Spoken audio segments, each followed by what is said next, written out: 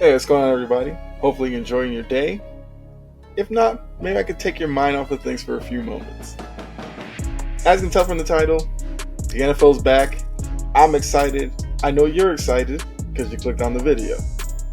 And since you already did that, you might as well just go ahead, hit the like button, subscribe, or follow, depending on what platform you're watching this on, and share it out as well. It would be greatly appreciated by myself. And I know, I say this pretty often, but I do appreciate all of you for tuning in, for helping the channel reach where it's gotten to so far. Sure, we're not big time yet, but I know we're on the road there, and that's all thanks to you. So with the NFL being back, once again, it's going to be another NFL-centric episode. After watching this one, you can go back and check the previous, about 2 or 3 videos that have also been NFL videos, kind of get you set for the season. So the last episode, I went through the AFC teams, gave you the X factor for each of them that I think will have the greatest impact on their season. I did the same for the NFC, the episode before that one. So go check those out after you finish watching this one. Hey, let me know under each of those as well as this one, your thoughts on anything I talk about. So with this episode, I'm going to talk about a big signing in the NFL that happened just yesterday, which could have a ripple effect on a couple of players. Take a look at my playoff predictions, how I see the season playing out. I found an empty bracket for playoffs, filled it in, and it's on record now. At the end of the season, kind of look back at it and see where I was right, where I was wrong. Take a look at the Lions versus Chiefs, because that is the opening night game tonight. Give you a little bit of breakdown, a little bit of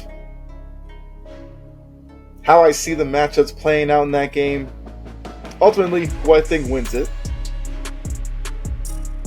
Then I'll give you my Super Bowl MVP, plus get you set up for what's to come with Friday's video. Now we've gone through all that, let's just go ahead, get into the top story here. And that is one Mr. Nick Bosa. There was some talk about his contract. Would the Niners get it done before the start of the year? Would it linger into the season? Talked about this on Cheap Seats over on Sports Empire Network. I thought it'd be a game or two tops, then he would get signed. Well, I was wrong. He signed before the season. He signed a massive deal as well. The numbers, 5 years, $170 million, 122 and a half of it guaranteed. That's big money. He got his payday. More power to him. He's now the highest paid defensive player in the league by a couple of million over Aaron Donald. Where I said in the opening that this has a ripple effect, there's 2 other defensive players who've come out and said they're unhappy with their contracts. Chris Jones and Brian Burns in Carolina. Although I don't think he's being talked about a lot. But Chris Jones was, before the Nick Bosa deal, trying to get Aaron Donald money. Now that Bosa's getting more than Aaron Donald, what are the expectations from Chris Jones now? Does he now want Nick Bosa money? Does he still want more than, well, I guess not still, because before it was he wanted Donald money. Now does he want more than Aaron Donald, but he's willing to take a little less than Nick Bosa? He wants to be in between? Or does this not change anything for him, and he just wants Aaron Donald money? We'll see what that does for Kansas City. Maybe Kansas City was waiting to see what Nick Bosa got. Then they can have a better idea of how to change their offer up to Chris Jones to hopefully get him into the fold. So Chris Jones obviously won't play tonight, but we'll see if Nick Bosa has any effect on Chris Jones' situation. And like I said, Brian Burns, who's in Carolina, he's unhappy with his deal as well. He's very important to that team. He's their best pass rusher, much like Bosa is to the Niners, Chris Jones is to Kansas City, Burns has the same effect on Carolina's defense. So we'll see. For all we know, maybe Burns gets done before Chris Jones because of this Bosa deal, although I don't think Burns was in line to make Aaron Donald money. I think third is TJ Watt at like $28 million. But we'll see. Maybe now Bosa gets signed, the other two put their signature on a contract. But speaking of Chris Jones, looking at tonight, we got Lions versus Chiefs. Now this is an interesting matchup. The line on this game, it's down to 4.5. I believe yesterday was 5.5, which I think was down from, I think it opened at like 6.5 or 7, I believe. Don't quote me on that, but I know when it was a 5.5 and is now 4.5. So Vegas is telling you there's going to be some effect with not only Chris Jones not being there, but as we also learned this week, Travis Kelce's not going to be around tonight. He's dealing with a knee issue. The team had to look at it. They said the ACL's intact.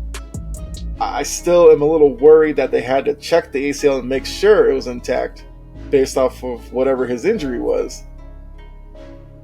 So I know that there's talk about Juju Smith's knee, but now we might have to worry about Travis Kelce's knee. Because by looking at the ACL, there were some worries about it. So even if he comes back, whether it's, 3-4 weeks into the season, I think there's going to be worries there whenever he takes a hit, because with these tight ends, especially with a Travis Kelce type, he does like to get downfield a bit. These safeties and corners aren't tackling him high. They're going for the legs. And if he takes a hit on the knee, it could be something to look for later in the year. I'm not wishing that on anybody, but I think it's got to be a concern for not only himself, but the team. But anyway, the players that will play tonight, you still have Patrick Mahomes. To a lot of people, that's enough. So for Kansas City, I want to see, will Mahomes be affected in any way by Travis Kelce not being there? Because Travis Kelce is his number one wide receiver. Even though he's a tight end, he's the number one option. So if they get into a, tough third down situation late in the game, who will Mahomes look to? Will he look to Ross or Moore, Sky Moore and Justin Ross? Will he look, will he look to just make a play by himself scrambling around? I don't know. We'll see what the effect is. Kansas City comes into this, it's banner unveiling night. They'll show off the little Super Bowl banner. The crowd will go wild. The emotions will be high at Arrowhead Stadium. And for a lot of people, they'll be like, for Kansas City, it's opening night. Who cares? I do think for the narrative around the team, with Kelce and Jones being out, Mahomes wants to prove something. He wants to prove that, yes, those two guys are important to the team, but he can still lead this team to wins. So I think they're going to come out, they're going to play this game, and they're going to be very focused on getting the win. Other side, Detroit. Detroit was the feel-good story of last season. Franchise that's been kind of mired in mediocrity. Still trying to get past the whole, they forced Barry Sanders and Calvin Johnson to retire early. Like, that's kind of what the Lions are known more for than actually winning on the field, which is crazy. But last season, they went 9-8, narrowly missed the playoffs. So I think now the expectations have definitely risen because looking at the division, Justin Fields in Chicago, there's still questions and they're still kind of building towards something. Minnesota, people didn't buy into them last year. They're buying into them even less this year. Green Bay, there's no Aaron Rodgers anymore. And now we have the unknown of Jordan Love. Detroit seems like they're in the best situation within that division. So because of that, the expectation is for them to win the division, which means making the playoffs. Obviously, it's just week one, so you're not going to learn everything about these teams tonight. But for Detroit, they would love to get their season started with a win on the road at Arrowhead Stadium the night they unveil their Super Bowl banner. A win like that could carry a team like Detroit through the first half of the season. The kind of confidence that they would have in themselves if they pull this off tonight probably can't be measured, but it's something they could definitely carry over into like I said, the early weeks of the season while they're still trying to iron some things out like most teams are at this point in the season. They're not a complete team yet. So, it's gonna be interesting to see what Detroit does. With the Chris Jones absence, the defense will be more vulnerable from Kansas City. Detroit, we know, loves to run the ball. They drafted Jahmyr Gibbs high for a reason. They brought in David Montgomery. They had Swift last year. They're going to continue what they know to do. Gibbs will factor in the passing game as well. Goff is going to want to, hopefully with the run established, get into play action, some rollouts, and like I said, Detroit, you know what you're going to get from them. Dan Campbell has established, well, I guess you can't say a winning culture yet because it's only one season. You kind of have to do it back-to-back before you can say maybe it's a winning culture. But he's trying to establish something. I think what we're learning is the players like playing for him. They'll play hard for him. So it's not going to be an easy one for Kansas City tonight. Looking at the line, like I said, it's Chiefs minus 4.5. I'll take the Chiefs minus the 4.5. But I do think Detroit's going to show out well tonight. They will kind of reassure those who think the division runs through Detroit. Also the ones who were like, this is probably going to be a playoff team this year. I feel like they'll feel good about that coming out of this game. Win or lose, I think the Chiefs win it. Would I be shocked if Detroit pulled off the, stunner to some? No. I'm just not going to bet against Patrick Mahomes opening night. But like I said, let me know what you think down in the comment section. If you feel the same way, or do you think the Lions win tonight? You could put a score as well, prediction. I have it. I'm going to say 30-24 Chiefs. All right, so now looking at my playoff predictions. So yes, I found an empty bracket, went ahead, filled in all the teams, and played it all the way out to the Super Bowl.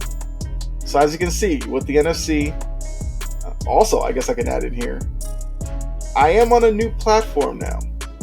I'm using Riverside.fm. I'm not sponsored by them or anything, just want to say that. I believe that with this platform, I can actually start producing audio episodes again. Haven't done audio episodes in forever. So if everything goes as planned, if you are listening to this, welcome back to Chompin at the Bit. It's on me that you haven't seen an episode in forever. But like I said, with the new platform, I guess I should be able to give you guys the audio version once again. So I am excited for that. I believe it would be Spotify. I think that's what's tied into Riverside. So there you go. Listen to it on Spotify as well. But looking at the bracket here, I have the Eagles as the 1 seed in the NFC again. I know no team has won the NFC East back-to-back seasons in forever, but 2023 is a weird year. I've said it before, so why not have it happen this year? Eagles get it done, and they're the top seed once again. I have the Niners being the 2 seed, winning the NFC West. Yes, they lost some pieces defensively. D'Amico Ryans is gone. Yes, teams now have tape on Brock Purdy. But I do think Brock Purdy, no, he's not a top 10 quarterback. He's also not the worst quarterback in the league. I feel like Brock Purdy is going to be a serviceable quarterback, and with the system they run in San Francisco, he's not the most important player on offense. I could argue, well, not that I can argue, you would agree, Christian McCaffrey plays a bigger role. Deebo Samuel, Brandon Ayuk, George Kittle, the O-line. Then you get the Brock Purdy. So I think they'll be fine. So I have them as a 2 seed. I have the Vikings winning the NFC North. I know I just sat there and gave all the love to Detroit. I have the Vikings winning the division. I do think, do they fall off from the season they had last year? A little bit. But they don't all of a sudden become like a 7-win team. Look, if you've listened to me enough or watched the videos, you know I'm a bigger Kirk Cousins guy than most. I think because of the primetime thing, which is a big deal, I'm not trying to glaze over that in any way, that a lot of people think Kirk Cousins is like some bum who's just getting some favorable treatment by being a starting quarterback. He's a legit starting quarterback. If you look at his numbers, he puts up good numbers. It's just that the primetime thing is just too big of an issue to not notice. But he's going to put up numbers again this year. Yeah, there's no Dalvin Cook behind him. They brought in Jordan Addison. You're looking at Jordan Addison, Justin Jefferson. Yeah, that guy. TJ Hawkinson just got a new deal. Should be highly motivated to continue to be a really good tight end. Then what? KJ Osborne, not a bad number 3. And yeah, I think offensively they'll be fine. The questions will be defensively. But they brought in Brian Flores, so you can expect an upgrade on that side of the ball as well. So why wouldn't they win the division still? That's just my thinking. I have the Saints winning the NFC South, but I'll be honest with you, I don't know what to think of that division. The Saints should win it because they have the, I guess you could say, arguably best quarterback. He's the most accomplished quarterback in the division. You know, maybe you're a big believer in Bryce Young. I wouldn't necessarily argue with you, but Carr is the most accomplished quarterback. Chris Olave, best wide receiver in the division. They probably have the best defense in the division. Seems like they should win it. You know, Kamara's going to miss the first few games, but they have Jamal Williams, who will be a capable backup. Love seeing him with the training camp stuff. Hard not to root for him, so I'm wishing all the success for him this season. So I think the Saints get it done, but I do think they get pushed by Carolina, Atlanta, and Tampa Bay. Who knows? A lot of people are out on Tampa Bay. I think Baker will be fine, I guess. He does seem to play better when he has a chip on his shoulder and people are doubting him. Who's doubting him more than anybody this season? So I think he outperforms some expectations. I have the Cowboys as the 5 seed with the best wild card record. They're going to win 11, 12 games. They just won't win enough to overtake the Eagles. So I have them as the 5 seed. I've got the Seahawks as the 6 seed. The Seahawks will push the Niners in that division, trust me. But I do think that they are a playoff team. Love what I saw from Geno Smith last season. I think it continues this year. Now you're adding JSN to DK Metcalf, Tyler Lockett. You have Kenneth Walker. You have Zach Charbonnet in the running backs. Love it. Defensively, they have to show they can stop the run. That's their biggest deficiency. They brought back Bobby Wagner. They drafted Witherspoon, who's in the secondary, but I think the defense will be better, so I've got the Seahawks as the 6 seed. 7 seed might be the biggest surprise on here, although maybe the Vikings win in the NFC North, but I think the Bears get that last wildcard spot. I'm expecting a big improvement from Justin Fields as they improve the offensive line, gave him a legit number 1 with DJ Moore, which makes Mooney and Claypool now your 2 and 3. I think that maybe opens up some space in the field for Kmet.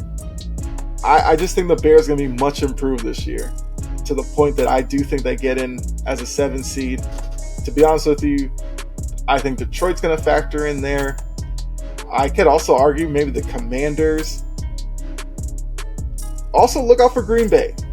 I liked what I saw from Jordan Love in the preseason. I just don't know if they're ready to make the jump to a playoff team.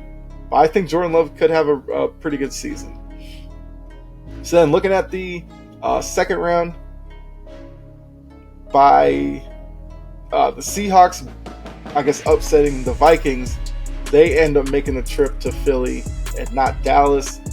So Seahawks go to play the Eagles. I think it'd be a fun game.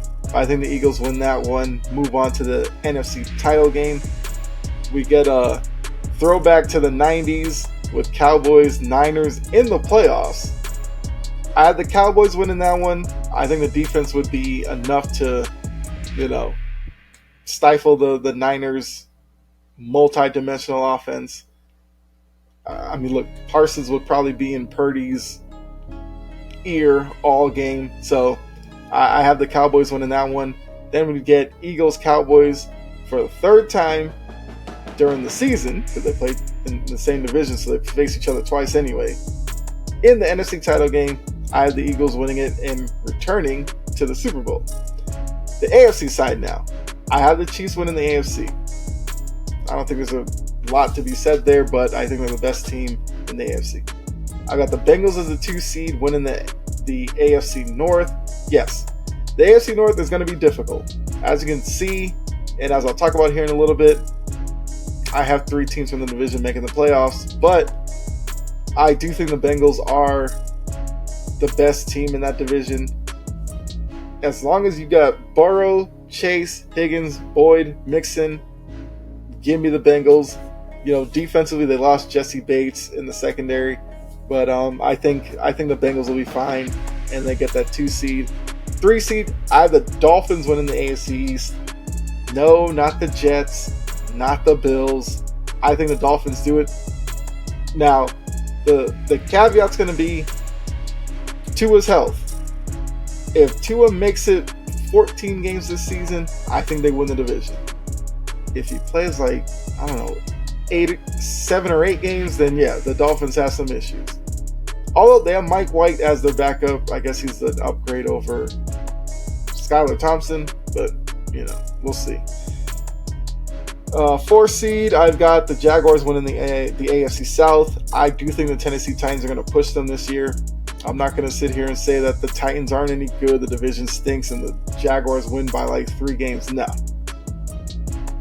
I think the Titans will be right there, all the way through, battling the Jaguars. But I just think the Calvin Ridley addition to that offense will pay dividends. He's a really good wide receiver who missed some time for a really stupid reason in gambling. He's going to show that he was one of the top young receivers when he was playing with the Falcons. He's going to show that in Jacksonville. The question is going to be, will they be good enough defensively? Will this young team be able to handle the pressures of being the division favorite this year, knowing what they did last year? So now being a targeted team and not a team really chasing, it's kind of different. Different mentality you need. We'll just have to see if Jacksonville can handle that. 5 seed, I got Cleveland. Look, I'm high on Cleveland. I think Deshaun Watson shows his Texans form, which leads to a much better team. Yes, they have Nick Chubb, so they're still going to run the ball a lot, but I think Watson puts up pretty big numbers this year. Their wide receiver group, I don't think, is getting enough recognition. You have Amari Cooper. Yeah, we know Amari Cooper from his Dallas days. He's still pretty good. You have Elijah Moore, who was with the Jets last year, didn't like it, wanted out. He goes to Cleveland. He dealt with Zach Wilson last year. He's got Deshaun Watson this year. That's an upgrade. You have Donovan Peoples-Jones, who's your 3. You have David Njoku. That's your tight end. He's pretty good if you haven't noticed. So I like them offensively. I think defensively they're pretty good. So give me the Browns as a 5 seed. I have the Ravens as the 6 seed. Lamar got his money. They gave him OBJ. A lot of Ravens fans are really high on them, like winning the division and stuff. I'm not there yet.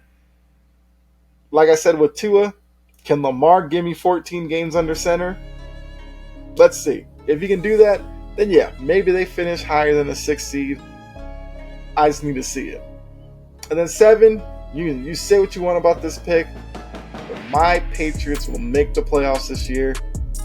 I don't know. Does that count as a homer pick? You'll have to let me know, because I think as a homer pick, I'd pick them to win the division and be like the 3 seed, like the Dolphins.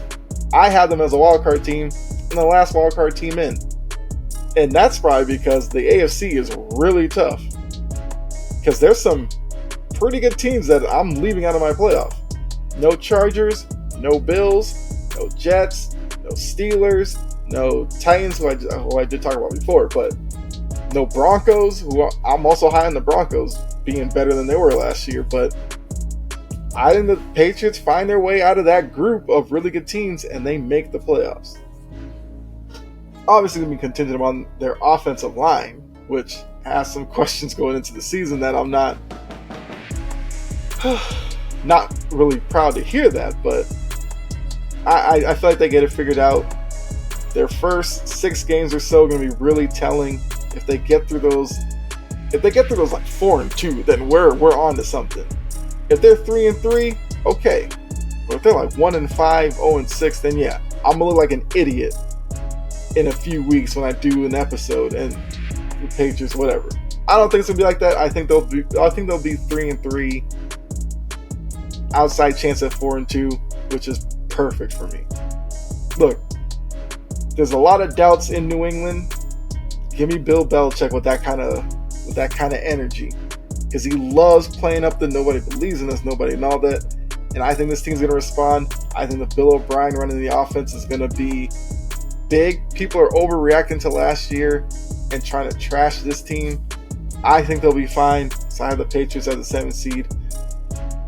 Looking at the second round, I'd have the Browns going to Arrowhead, which would be the scene when Watson was in Houston. They had a playoff game with the Chiefs. They had a big first half lead and then blew it in the second half. So it'll be Deshaun Watson returning to the scene of the crime with a new team around him. But I think it's going to get the same results. Kansas City wins that game.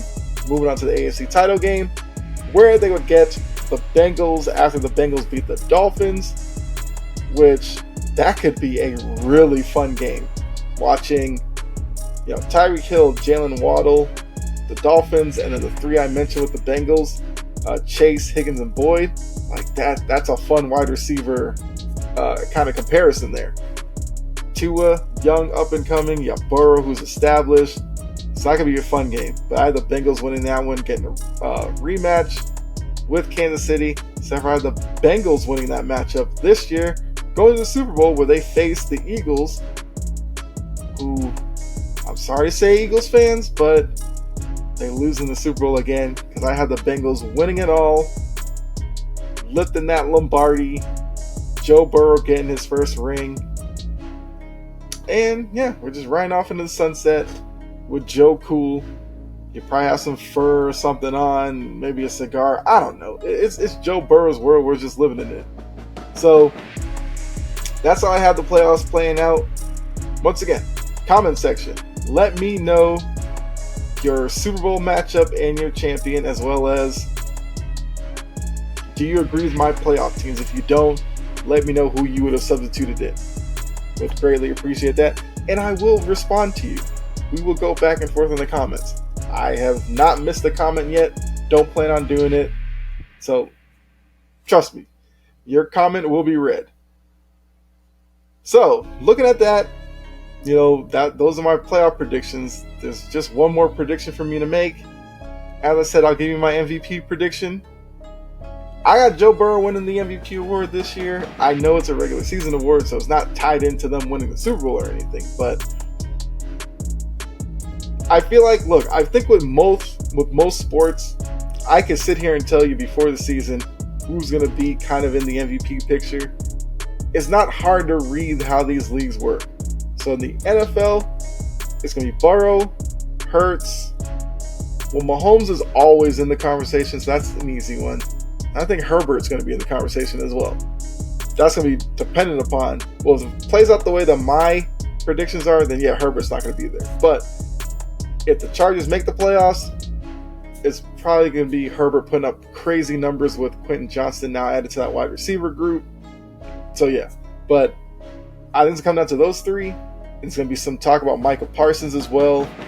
But that's kind of the group there. I just think Burrow gets it. Would not be surprised if Jalen Hurts won it, because a lot of people thought he probably should have won it last year. So I would say Burrow or Hurts, but I'm going to lean Burrow this year. I mean, I guess I'm just kind of ripping Eagles fans' hearts all over the place because I have them losing in the Super Bowl and I have Hurts missing out on the MVP once again. But yeah, give me Joe Burrow. Once again, let me know who you think wins MVP this year. And that's all I got for you. That was kind of a fun time. Like I said, first time on the new platform. So like I said, new era of the podcast. So I think this was a good episode. You let me know down in the comment section what you liked about it, what you didn't like. It's all fine. But like button, subscribe, share, follow, all that good stuff. Please do. And like I said, if you are a Spotify person, you want to listen to it back when you're at work or something, the episode should be up on Spotify here shortly. Like I said, I believe it's an integration thing with Riverside, so there you go. Welcome back, audio listeners. I know, it's been way too long, but that's completely on me. It was a situation where couldn't really make it work anymore, but now looks like we're good to go, so I'm excited for that. But yeah, so thanks again for tuning in. Hopefully you enjoyed the episode. If you did, really appreciate that. And Friday's episode will be my picks for the rest of the weekend. I got a graphic made and everything, got it all laid out. We're going to keep track of it instead of me trying to write notes on it and then forgetting about them halfway through the season. There will be a weekly graphic for the Friday show, which will keep up with my record and everything like that. So we're good to go. And then, yeah, we're just going to get set for the rest of the week. Sunday games. It's going to be fun.